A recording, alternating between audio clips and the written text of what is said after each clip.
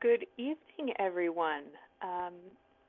Tonight I have a new piece of hardware, so do let me know if you can hear me all right. I tested it earlier and it was working wonderfully. So let me go in my spot and we will get started for the evening.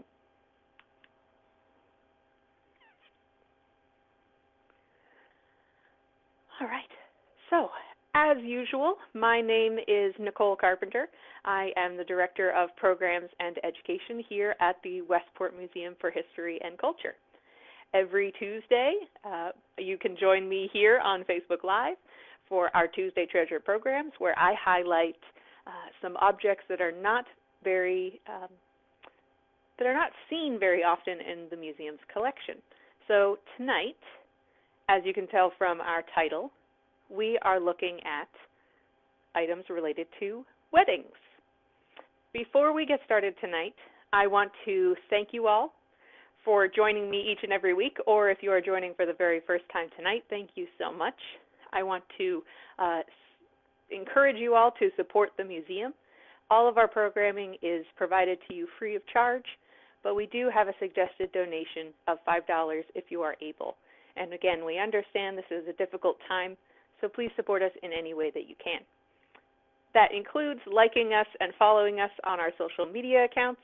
You can follow us on Facebook and Twitter at Westport History, and on Instagram we are Westport History Museum.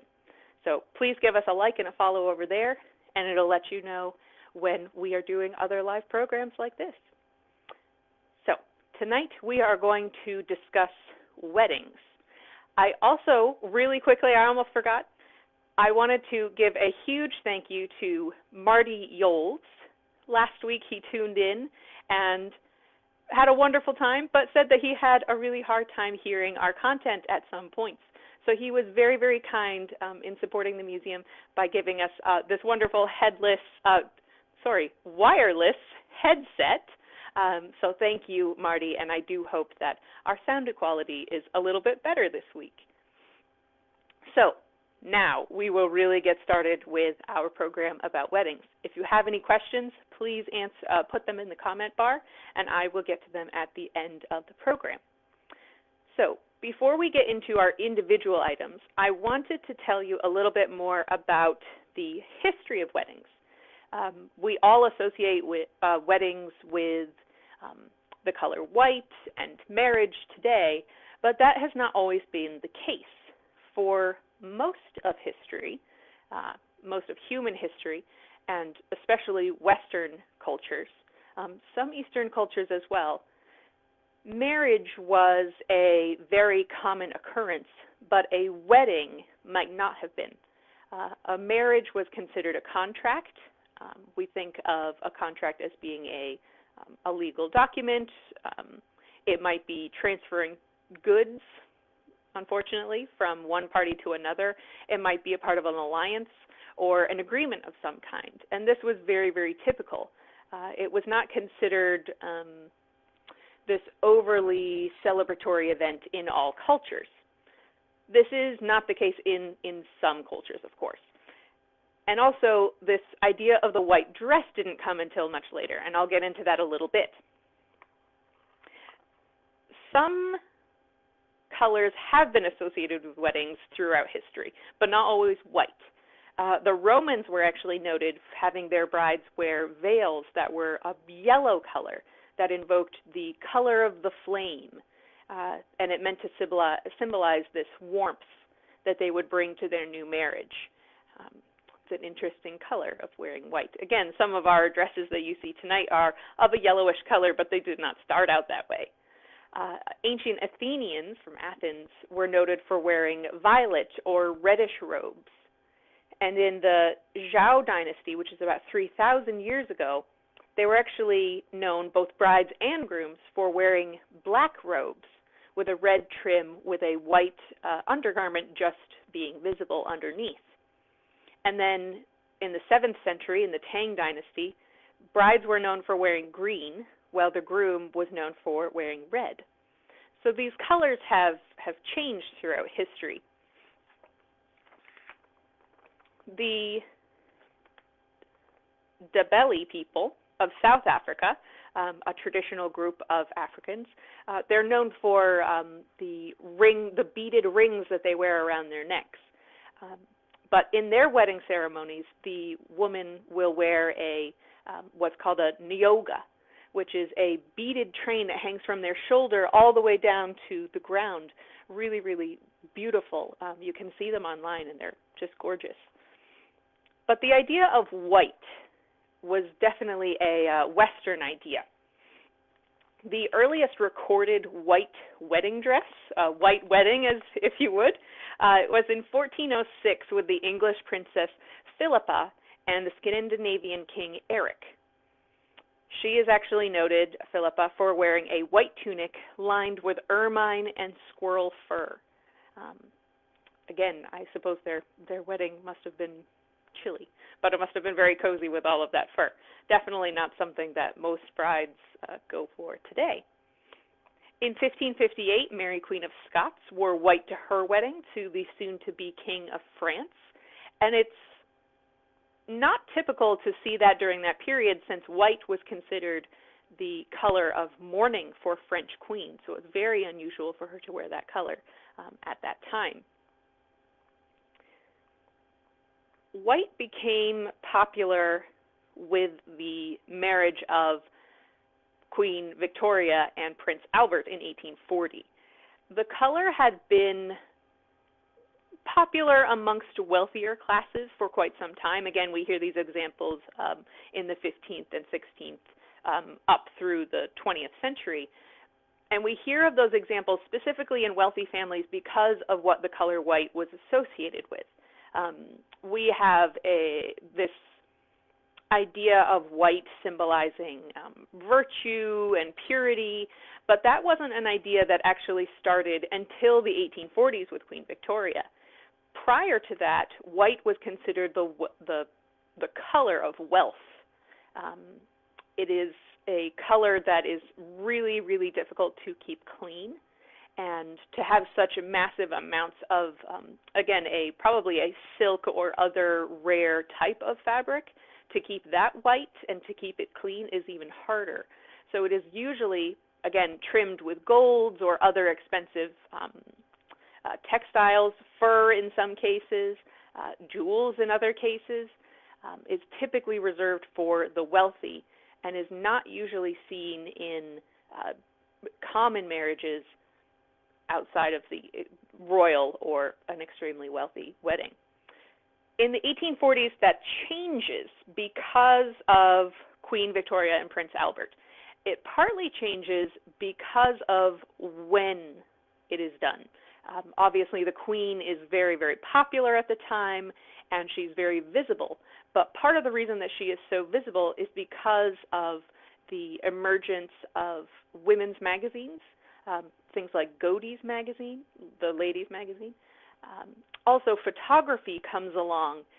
Their wedding is not photographed, but the spread of their wedding and the prints that are made are widely available. And these magazines that promote these prints make her dress, this silhouette of a fitted bodice with the very, very large skirt. If you joined us last week, you will know there's a crinoline and a series of petticoats under that dress. That silhouette, even today, remains the very, very classic and traditional wedding dress style. People in the 1840s, again, women, were emulating that style. They wanted to be seen as the queen, or at least to romanticize the event of her marriage. So that became a very popular color as well as a very popular silhouette. It's also the perfect time for women to be buying a specific dress for their wedding. Up until the 1840s and further into the Industrial Revolution, women were using either a dress they had already owned for their wedding, something that they considered their best dressed, their Sunday best, if you will. When Queen Victoria and Prince Albert are married, the Industrial Revolution is kicking off, and it makes fabric more widely available. The other thing to note is that Queen Victoria herself repurposed her dress. up until this point, dresses that were worn for a wedding might have been their Sunday best, like I mentioned, or they might have turned into another dress. It might have been recut or dyed to become an everyday, well, not every day, but a very, very special dress that would be worn again and again and again. But with this surplus of fabric and new dyeing techniques, it became possible for women to have a specific dress that they only wore once for their wedding. And it's really not until this period that we see that, at least among common people. Many, many wealthy women repurposed their dress, including Queen Victoria, as I said. So it's thanks to Queen Victoria that we have all of these beautiful white dresses. It is definitely not something that was considered typical throughout most of history. And even today, many cultures, specifically in Eastern cultures, still don't wear white. Again, many of them do wear white for their wedding. There is this mixture of cultures, but some of these Eastern cultures still consider red to be the color of a wedding. So tonight we are going to look at a couple of dresses and wedding-related items. So the first that I thought we might look at is actually here in the middle, and I'm actually going to put my gloves on. Our frequent viewers will know that I wear gloves when I handle our collections to protect the items from the oils in my skin. So I wear these just to protect our items so that I don't actually damage them by handling them. And I will handle them as little as possible. But tonight I thought we would start with this first item, which you can see a little bit on the table. This is a quilt. This is a wedding quilt, actually. And this was made in the 1880s. You can see it a bit better there. This was made in the 1880s by Mary C. Sherwood, and she has created what is called a log cabin quilt, and that is the pattern that we see here on the squares. There are these interlocking lines of fabric, and actually when this is completely unfurled, it has many, many, many different types of fabrics and colors. You can see over here on the edge just a little bit that there are these wonderful blue colors, and further in there are some other wonderful colors as well. And it is lined in this really fabulous, it looks very blue on my camera, but it is a almost shiny satin purplish color. It's almost iridescent, so it's really quite lovely. So as I was saying, this was made by Mary C. Sherwood in the 1880s. It was most likely made for her brother Abraham. He married Ida Stafford in the 1880s. And this was a very common gift, a wedding quilt, during this time. It was a very practical gift in that the couple would need something like this in their home. They were starting a new home, and it was very typical for families to either buy or make a quilt to send with the newlyweds. It was also very typical to have quilting circles, to make a quilt as a group and to give it to the newlyweds as a gift. It was also very common to see quilts used as an anniversary present. It might be a companion to the quilt that they had gotten at their wedding, or it might have been a standalone. Again, a very, very nice commemorative kind of gift, which is really lovely. I love all of the different fabrics around the edges. I'm not sure, I have not looked at all of them. I have not unfurled this quilt to its full length, but I do think that they're almost all different. Again, if you look on this side, there are some lovely greens and reds and purples, even some oranges, which are really just wonderful. The next piece is actually the only dress that is on a mannequin tonight. So this is a 1920s wedding dress. This actually, on the back, I will show you afterwards, has a spot for a detachable train. I do not have the train on this evening because it is, I think it's about 20 feet long.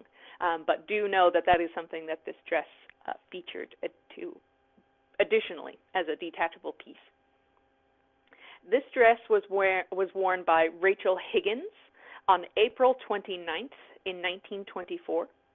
She was married in St. Paul's Church in Flatbush, Brooklyn, and she was married to Alfred Hall Everson. And this dress was donated by her, I believe it was her daughter, who was very kind in donating it to us. You can see that it's a very traditional 1920s dress. It has this kind of column sheath kind of dress form, almost like what I'm wearing. Mine is a bit more tapered, but this truly is a dress that goes straight up and down. It does not have any waist definition. It does give a little bit of an indication of the waist by the detailing here on the side. It actually has a slit here on the side, and it has on both sides a detail just at a little below the natural waist in the drop waist of the 1920s. It is also trimmed with these pearls, and it does have a matching veil as well, which includes pearls along the rim here with some artificial flowers and lace. And this veil is also very long. It's actually looped down quite a few times. Again, I'm not sure if it's as long as the train, but it is very, very long. On the back, which I will show you really quickly, it does have an asymmetrical design. So actually, once it leaves the waist here, it becomes almost a cape on the top, which has these 3 triangles, and it is still lined with these pearls. And it does have, again, this asymmetric design with more triangles and pearls towards the bottom. Really, really, really very lovely, and very indicative of the 20s style, and still in wonderful condition as well. The next piece that I thought we would look at is a little non-traditional. It's actually our smallest piece on the table. I don't know if you even noticed them here, but there are 2 of them, and I will show them to you in a bit closer, just so you can see them, because they are very, very small. These are wedding cake toppers. I will bring them a bit closer to you. These are from a wedding in 1923 of Georgia and John Chapman, and they were donated to the museum by Georgia. So let me bring them a bit closer. There we are. So these are, again, a groom and a bride cake toppers, and they are tiny, tiny Cupid dolls. Some of you may know of Rose O'Neill. She lived and worked in Westport for some time, and she was the artist that created the Cupid. These are, again, cake toppers. They are made of plastic, not the porcelain that a traditional Cupid was made from. And their arms do move. They are very delicate, but they are actually strung through so that they can move and be kind of positioned if you'd like. Really, really lovely little pieces.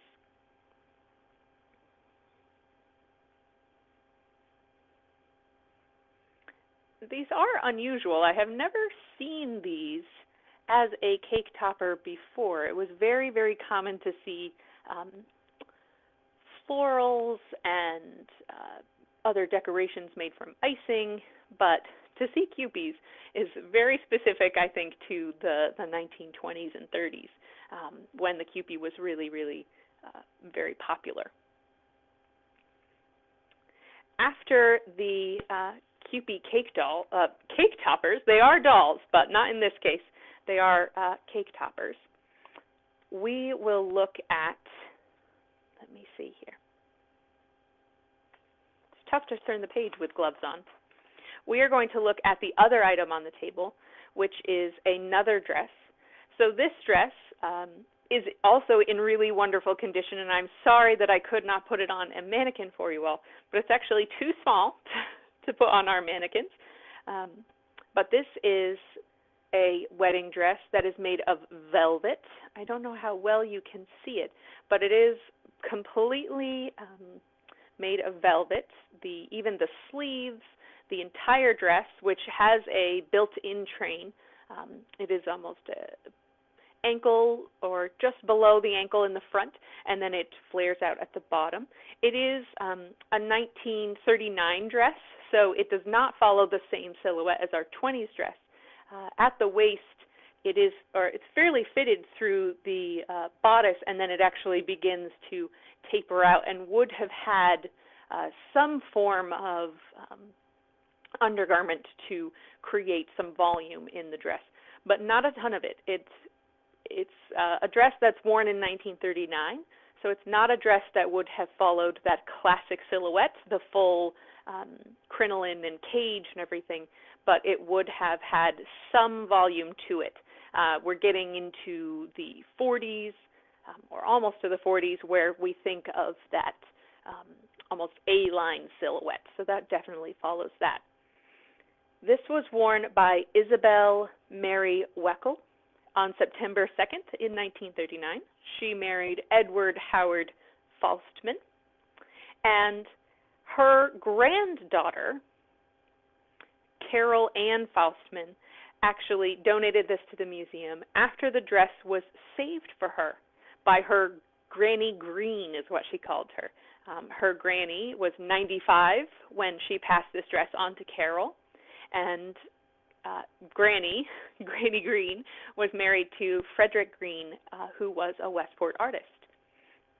This dress also has a lot of beading. It has some faux pearls, very, very similar to what were on our 19th, 20s dress, but it also has some really, really elaborate beading on the sides there. I'm not sure if you can see it. It is a very heavy dress, so unfortunately I can't bring it much closer, but there is some really lovely beaded leaves on the side that are still in really wonderful condition. Very unusual to see a full velvet dress, but still in wonderful condition. Really, really beautiful. The last dress that I'm going to show you tonight is here on the wall, and I can bring this one a bit closer. This is an ankle length, or what some people call a T-length dress. So you can see it would be just above the ankle. It is tulle on the bottom, and then it has a lace top with a lining. And this is from the 1950s, and this was donated by a Mrs. Gassman from her wedding in the 50s. It was created by Harry Kaiser, a prominent designer at the time, made a lot of 1950s dresses. And the creator is Mary Sachs. And I can bring it a bit closer so you can see. This is quite a bit truer to its original color than many of our other dresses. This is a true just off-white. The tulle is still white, and the lining is still almost its perfect color. Our other dresses have, of course, with age being almost 100 years old, our 1920s dress is almost 100 years old. They do have a hard time keeping that white color, and that goes back to this idea of wealth, being able to keep them clean, preserving them.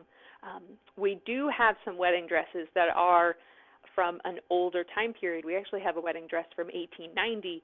I did not show it to you this evening because of its condition, but those dresses really yellow, so to keep them that true white color that was really sought after in the 1840s, and prior to that would be very, very difficult. The last pieces that I'm going to show you tonight are actually two photographs. The first,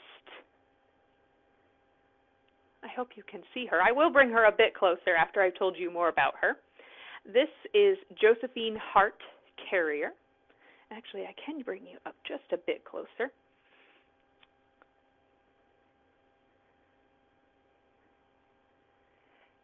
So this is Miss Josephine Hart Carrier, and she was married to Robert Nelson Slocum on May 17th of 1947, and they were married in Glastonbury, Connecticut.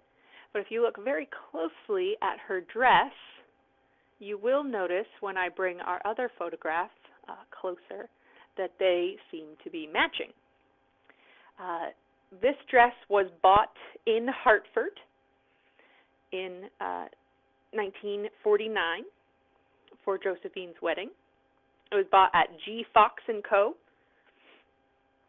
And you will see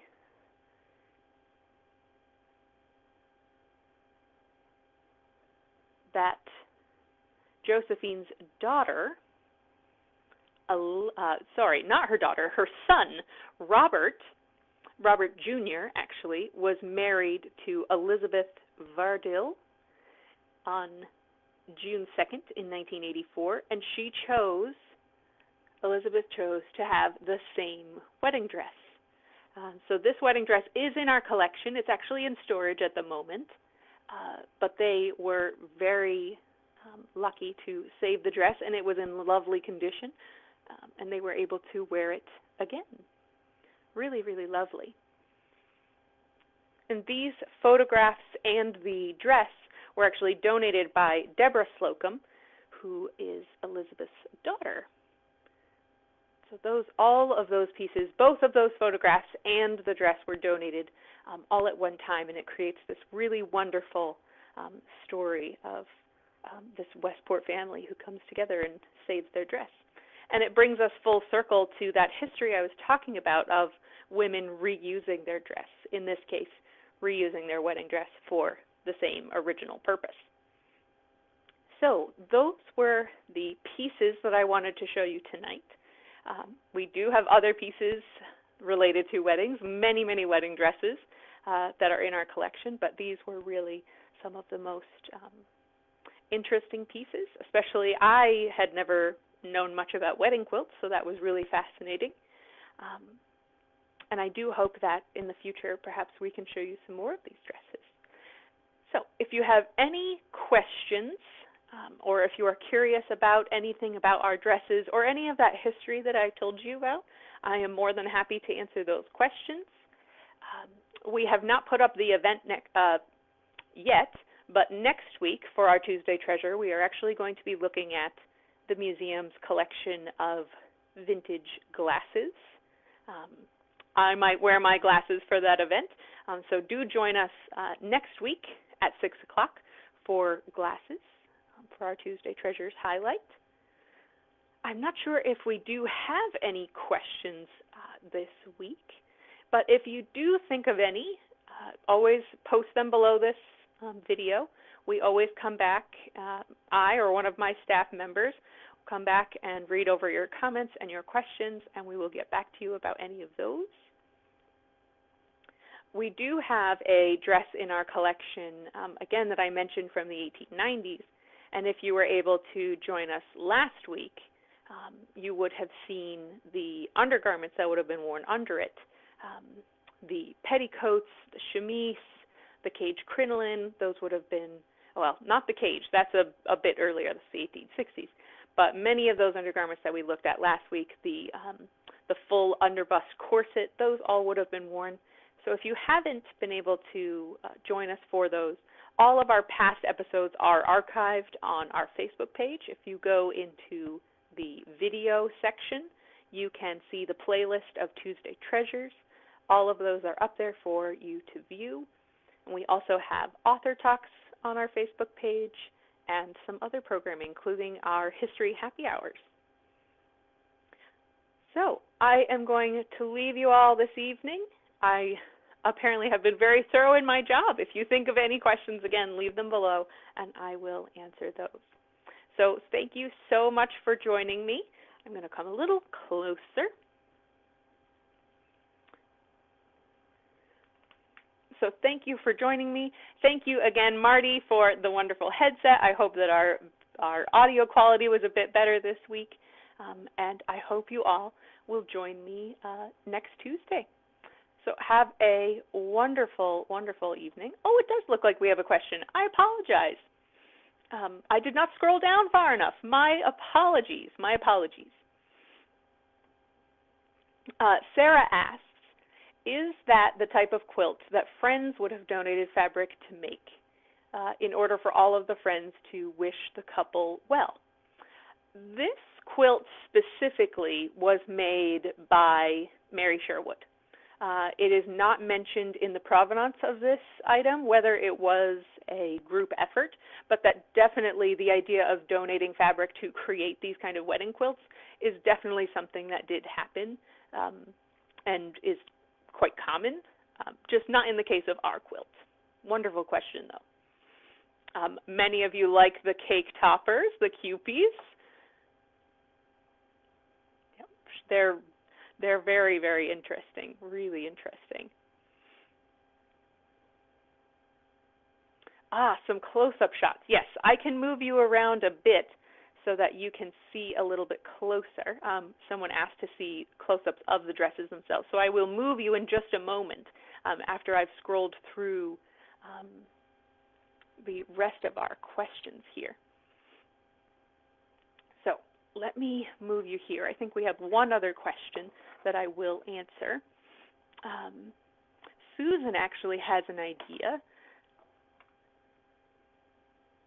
and she has a question, rather. She asks, is your museum someplace that I can visit in better times?